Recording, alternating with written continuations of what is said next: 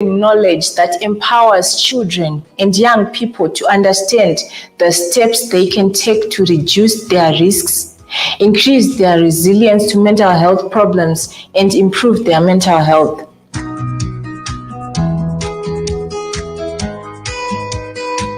Our vision is to create a world with a sound mental health for all. Now, we are starting a new series called Parent-Adolescent Relationship. What are adolescents? Adolescents are young people aged 10 to 21 years. And why are we doing this series? We are doing this series because we want to build in the community that understands how parenting can affect someone's future, someone's academic, someone's career choices, and someone's role in the community. Greetings to you all. Welcome to our show, Tap In.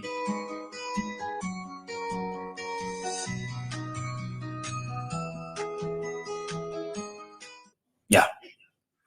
How do we go about having a communication with an adolescent? Because we know adolescents are people going through, certain things. How do we talk to them? They don't want to talk to us. How do we talk to them?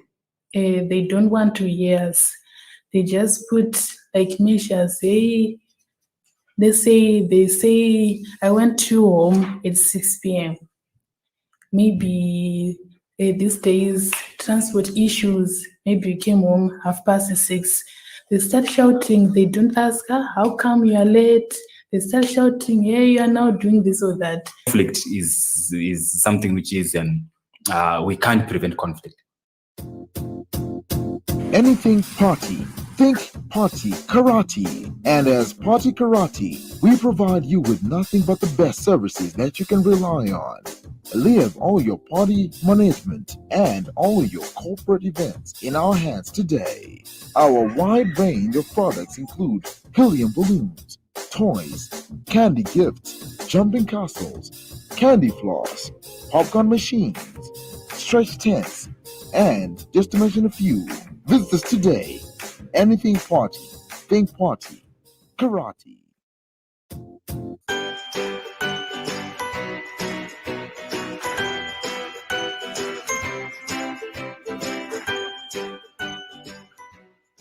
Hello everyone, welcome to our show, Tap In. I'm Chawanda Mureba, your host, and today with me I have Kelvin. Kelvin, can you introduce yourself? Hi, my name is Kelvin Tapiwana Shemsari, Milan State University student. Okay, Kelvin, and also I have Rubimbo. Hello, thank you for giving me some time. My name is Rubimbo Ruzengwe. I am a former graduate for a psychology degree at MSU's. And then now I am a volunteer at Africa Healing Foundation. Okay, and also we have Lorraine Tom. Hi, Lorraine. Can you introduce yourself? Thank you for the opportunity. My name is Lorraine Tom. I finished my master's in clinical child psychology last year. And currently, I'm just at home. Okay, thank you so much. All right, today we're going to discuss about parenting styles. So what are parenting styles? And what are the factors that influence parenting styles, and also what actually parenting styles, each and every parenting styles has effect to the raising of parent adolescents children. So to start with, Kelvin, can you briefly explain what are parenting styles? So we have 4 parenting styles, and just to start by explaining what parenting styles are, I think these are ways and strategies that parents actually have to use so that they raise their children in a proper way, and also to make them better for the future. So we have 4 parenting styles. Okay. The first one is what we call the authoritarian parenting style. This is the type whereby you meet parents that are actually pretty much strict in what they do. Their words, it has to be done by the children. You can't go against them. Okay. So okay. Wednesday. All right. So Lorraine, can you explain how does authoritarian affect parent adolescent relationship? They tend to follow the rules only at home most of the time. But when they are with their peers or at school, they tend to be aggressive, hostile, more like a displacement. They'll be angry with their parents, but they cannot show their parents the anger, so they end up showing the anger to their peers or their friends who they play with. And also they are also anxious most of the times because they are not allowed to be independent, to make their own choices, so they're mostly anxious most of the times. They also lack self-control because they are being told everything at home, what they should do, how they should act or dress or something like that. So they don't lack self-control. Even if when they go to different environments, or if they get a job or go to a different school, they cannot easily adjust because they normally follow rules. So now if they go to a different place where the parents are not there, they cannot easily cope with that. And they also easily conform because like at home, they are told what to do. So like when they are with their peers, they say, okay, fine, let's drink alcohol. They just easily follow their peers to drink alcohol. And also these adolescents, they are more prone to mental health issues because at home, what the parent says is what should be done. So for instance, if the child gets pregnant, right? They'll be stressed, they don't even know what to talk to. So the second thought is what? To commit suicide. Or if it's a guy and he fails school, what's next? To just start to drink and abuse alcohol and drugs, so that they forget what the parents will say. So when they get home, they'll be high. Even if the parents say something to them, they'll be just high, and then they don't even listen to what the parents are saying. I think, yeah. They're also unhappy adolescents as well. All right. Ruiko, you mentioned something that you did psychology. So what do you understand about this parenting style? What do you understand about the authoritarian parenting style? Okay, so literally with the authoritarian parenting style, it's more or less like the parent is the law. What they say is the law. What they tell you to do is what you do. You don't really get to question why. It's just do this or this will happen to you. So it's more or less like a command that goes hand in hand with a punishment if you do not perform as you're supposed to perform. So it's more or less like puppeteer.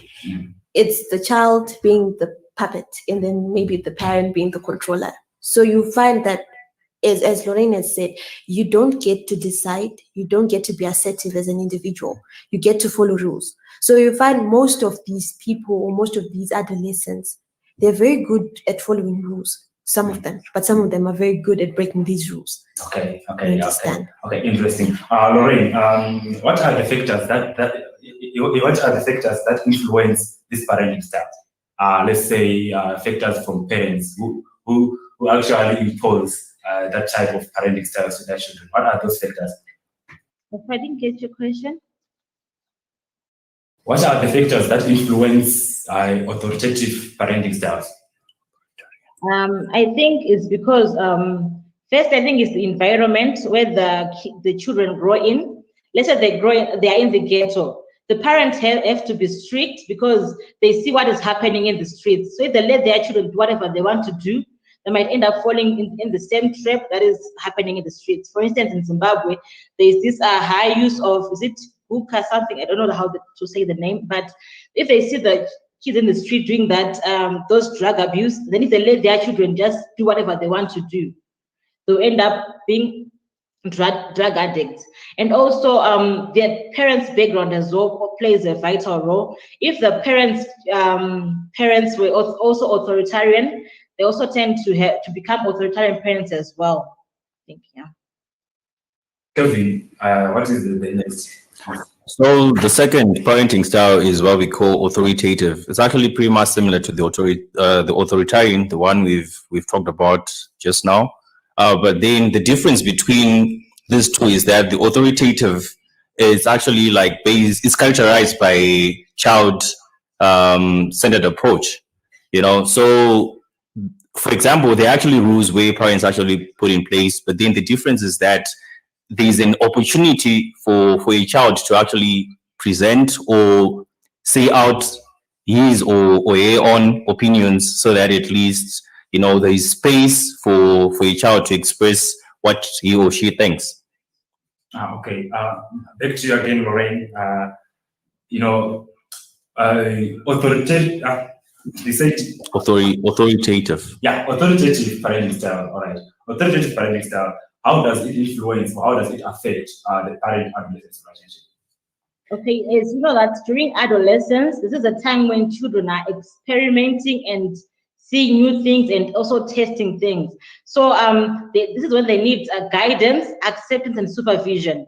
So with this parenting style, most adolescents are happier and they are more successful in whatever they are doing, because they are told the reason why this is supposed to be done, and they also become good decision makers, and also they also evaluate the risk before they do something else. Unlike those who have authoritarian parents who are aggressive, these ones are less violent because they know why certain rules happen. They are also responsible adolescents and they're independent. They also have a better mental health compared to other children, other parenting styles. And then because their parents set boundaries for them, they can easily adapt. If they go to a new school or a new place, they can easily adapt to the situation. They are flexible, and then they have open-mindedness, and also they have a lower risk of indulging in dangerous behaviors such as drug and alcohol abuse. And then when they grow up, maybe at the age of 16, 17, they also have secure attachments compared to other children. Yeah. Back to you, Lynn.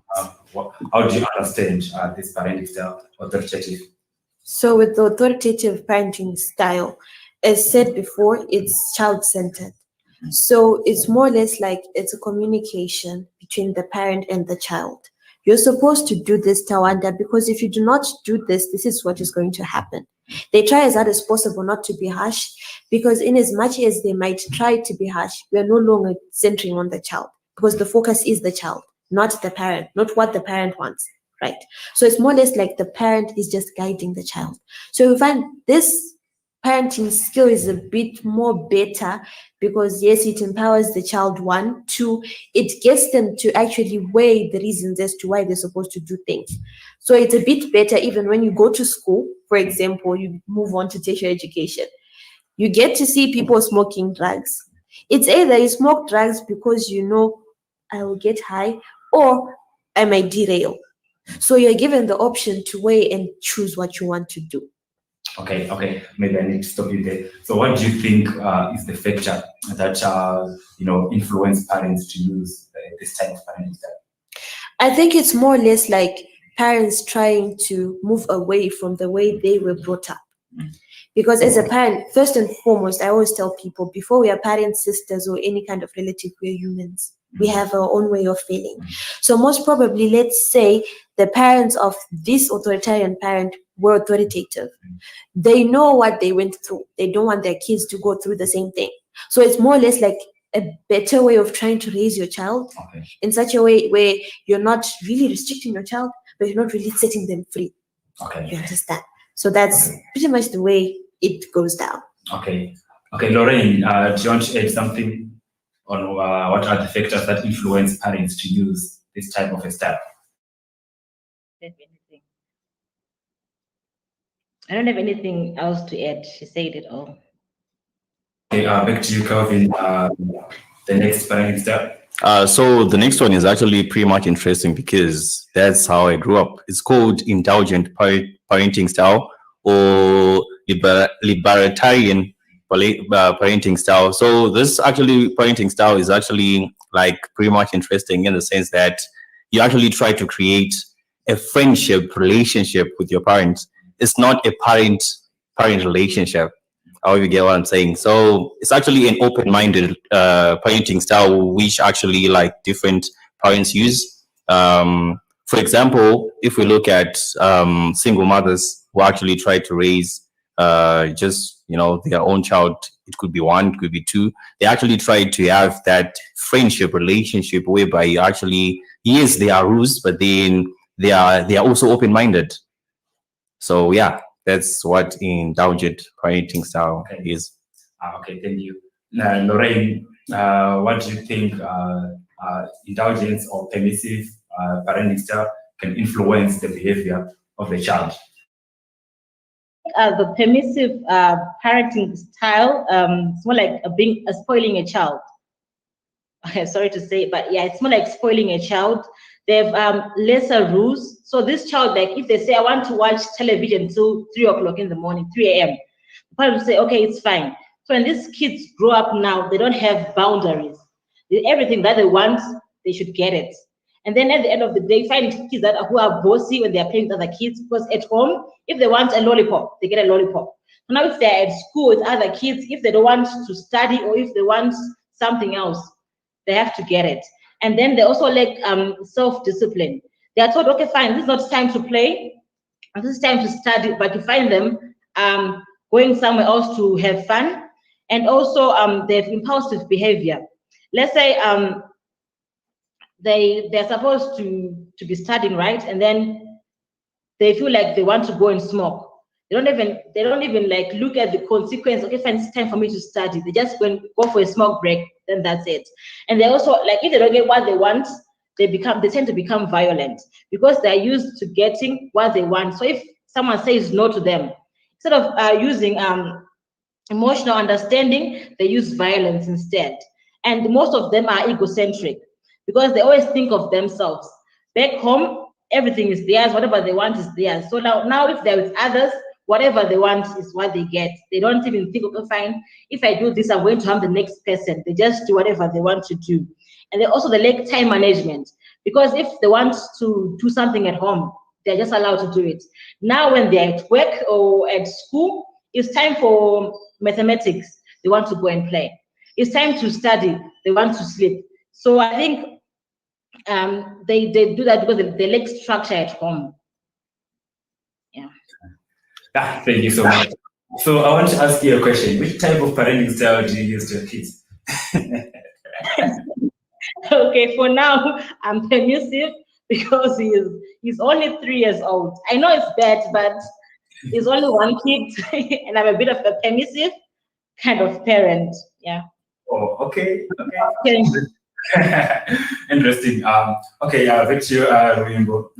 So what do you think is the factor that that is the factor for parents to choose this type of parenting style? So there are a number of factors, really. Let me try to break them down. So one, it's either the parent had an authoritative parent and they couldn't get what they want. So they feel they need to give their children the allowance to get something, right? So you have to permit them to at least get certain things. Compensate. Because I didn't get them, right? That's one. Two, maybe the parents got money now. They grew up poor. You know what we do. I didn't have shoes. So if my child wants Dolce & Gabbana, let them have it. If they want Louis Vuitton, let them have it. It's more or less like trying to compensate for what I didn't have. So I just want to give my child. Then the other thing might be, as a person, there are people who are tolerant and people who are not tolerant. There are people who actually are more of parents and parents, but not really much of parents, right? So they're trying by all means just not to be bothered. You don't want to be bothered. Your child is spoiled. So what's the best way to avoid a tantrum? Let's say Munandos. What's the best way? If the child wants chips, let the child have chips so that you don't have any noise, right? And then the other thing is, now let's go back to broken families. Maybe it's a single parent.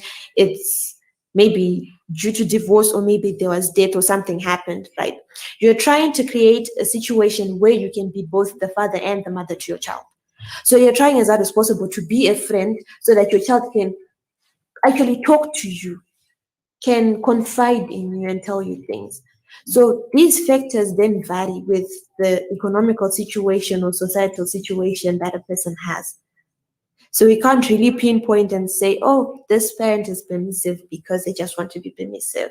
It could be because of background or some other factors we could never know. Yeah. Oh, okay. Lorraine, can you relate? Because you said you're using permissive. Can you relate to what she has said? Now it's a bit different because I feel like if I'm being too harsh on him, he doesn't understand anything yet. So I allow him to get whatever he wants. If I can afford, I allow him to get it. If I don't afford, then I'll just ignore. But I think because he's too young, that's the reason why I'm a bit permissive. Oh, okay. Kelvin, maybe you should take us through your lived experience. You said your parents are using, you grow up with this type of style. Okay, I think I'll go with what Lorraine was saying. I think it all depends with the age that you're at.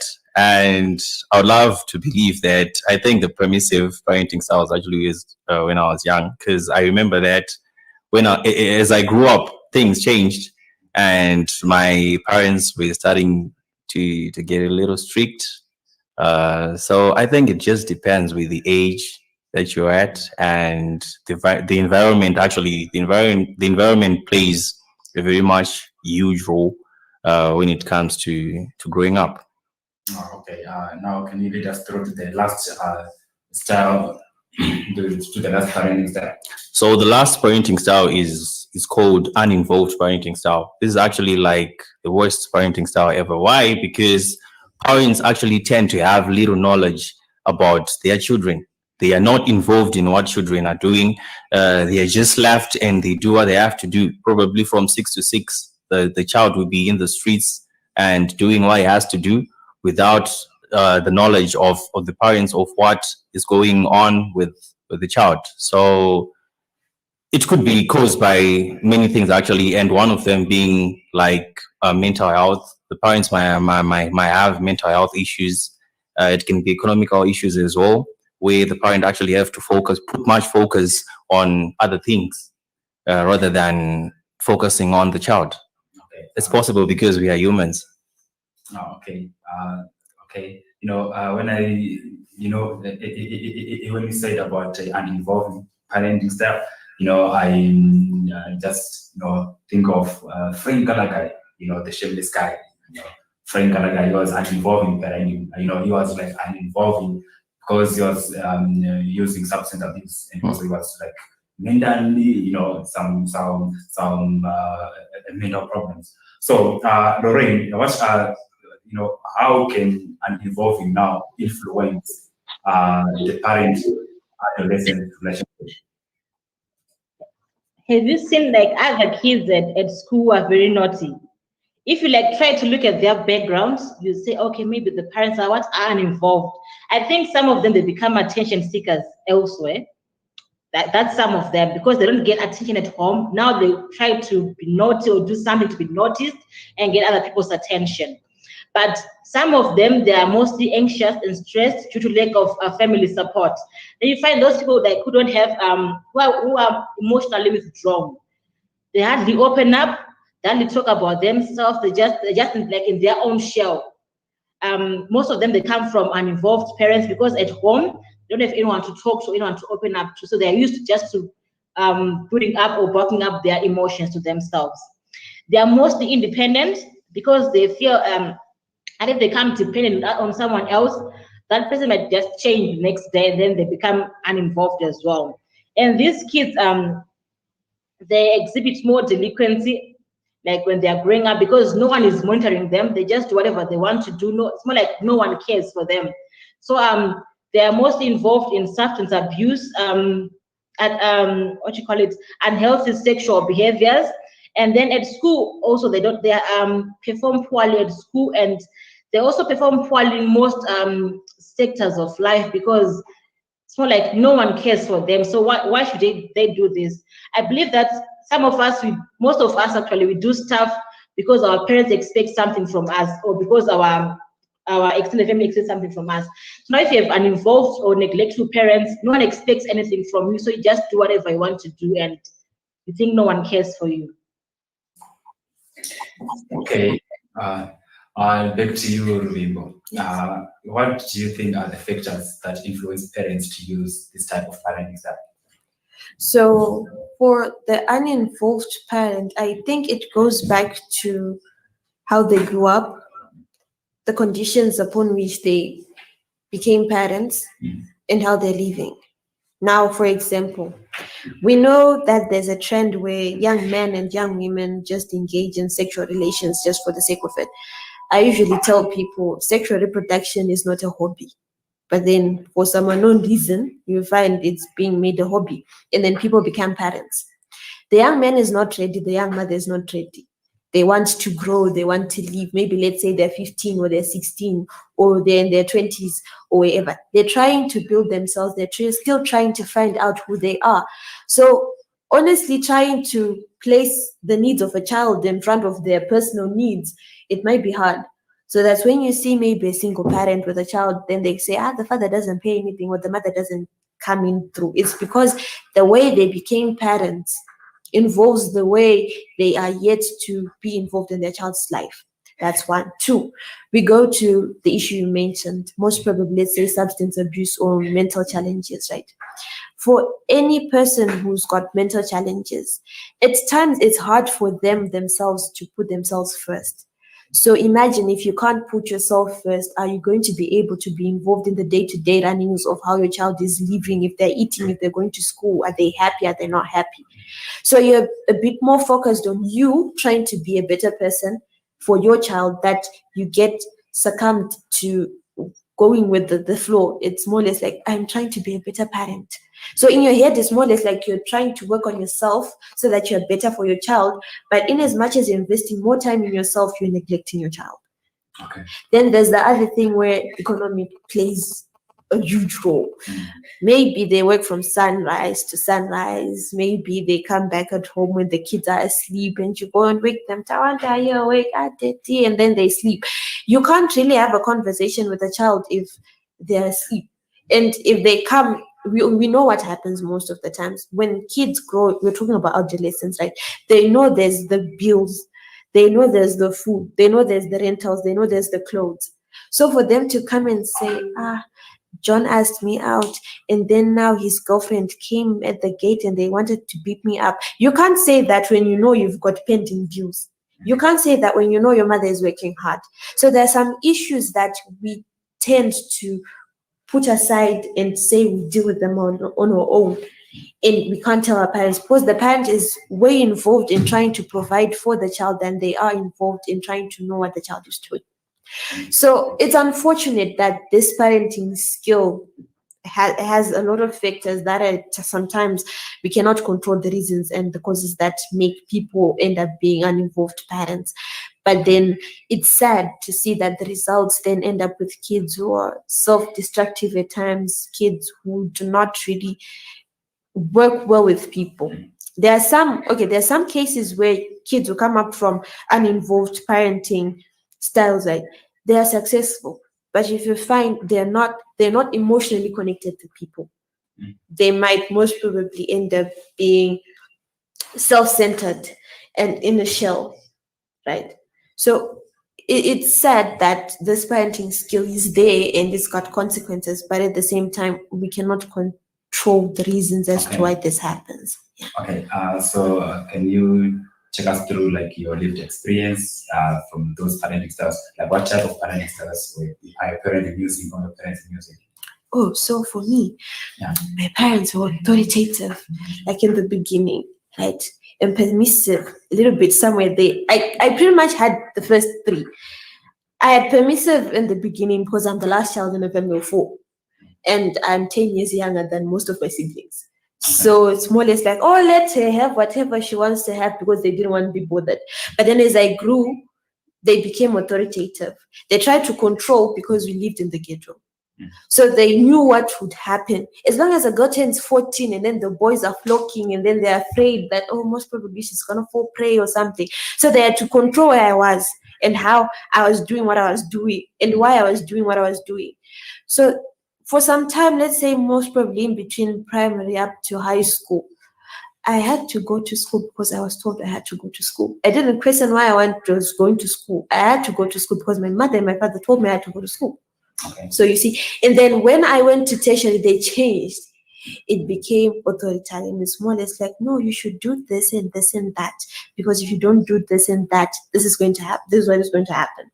So it's fortunate and unfortunate that I had all 3 parenting skills put up on me. But maybe let's say it will help me as a parent, maybe in the future, to pick the most suitable way to raise a child. Yeah, that's me.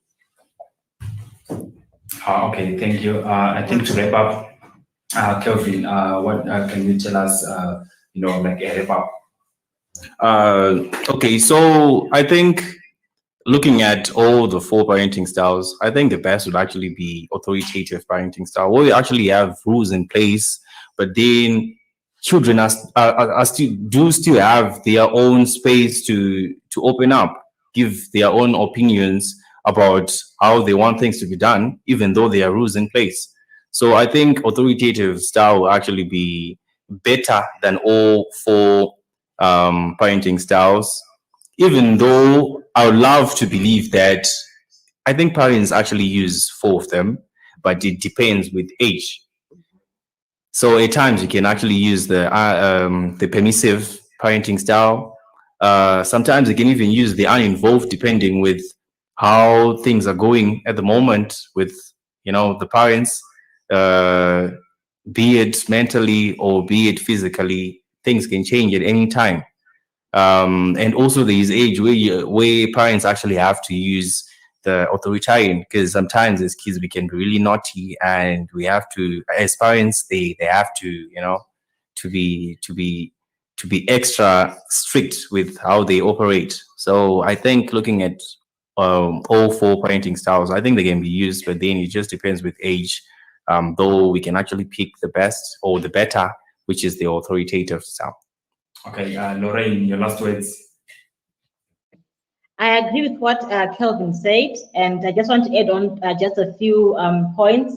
I think for those who have both parents, for both parents, they should just agree to one style, because a mother can be authoritarian and the father can be authoritative. So I think as parents, they should become a team, because if a mother is authoritarian and father is authoritative or permissive, the child end up favoring the father more than the mother. So as parents, you should all become a team, and if you agree on one thing, let that be one thing, and not to have different sides. Yeah. Okay, you don't have anything to say? Well, I think as a parent, right, we should really just decide how we want to impact our child's lives. The way you raise up your child pretty much has a lot to play with how they're going to be in the future. So I think as parents, we should just be wise, sit down and then go through the parenting skills and pick one which you see won't, at the end of the day, result in your child being at a minus. Yeah. Okay, thank you so much, Kelvin. You're welcome. Okay, thank you so much, Lorraine. You're welcome. Okay, so much, Lorraine. Thank you for having me. Okay, thank you so much, listeners. This is the end of our episode, Parenting Style. Meet us next week. This is our show. Tap in.